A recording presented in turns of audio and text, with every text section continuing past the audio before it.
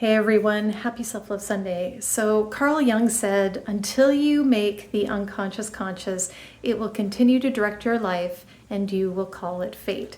So what did he mean by that? Well, we have all of these belief systems, patterns, thought processes, emotions that are kind of hovering underneath the surface of our consciousness.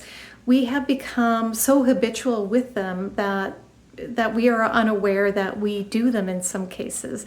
Or maybe we are attracting certain scenarios or situations or people in our lives and it's consistently the same. And if it's something that we don't like and we don't know why it's happening, it's because of these unconscious belief systems, this unconscious patterning that we aren't eliminating or correcting in our lives if we do not want that same patterning.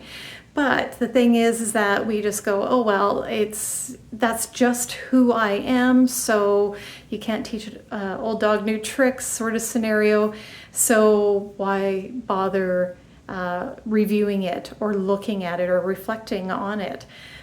And maybe in some cases we just say, that's just who I am, this is fate, this is the hand I was dealt, so yeah, might as well not even bother looking or going within and taking a look at that.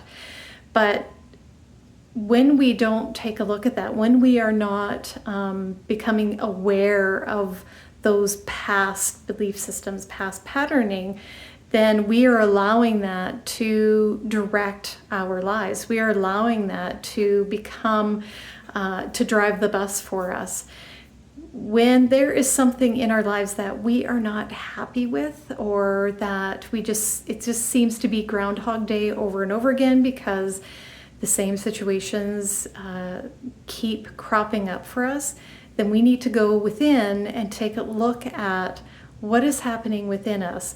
What is going on that we need to shift that frequency, shift that vibration within us so that we can level up and begin to create something better for ourselves, something different for ourselves. So this is all about going within, looking at what is unconscious, what is lying beneath the surface, so that we can bring it up to the conscious, so that we become aware of it, so that we can begin to release it and create something new. And how do we do this? Well, this takes some effort, takes some work. It means going within, addressing those things that are lying beneath the surface, looking at those things that might not be comfortable to look at, and beginning to eliminate those and deciding how or what you want to create that's better for yourself.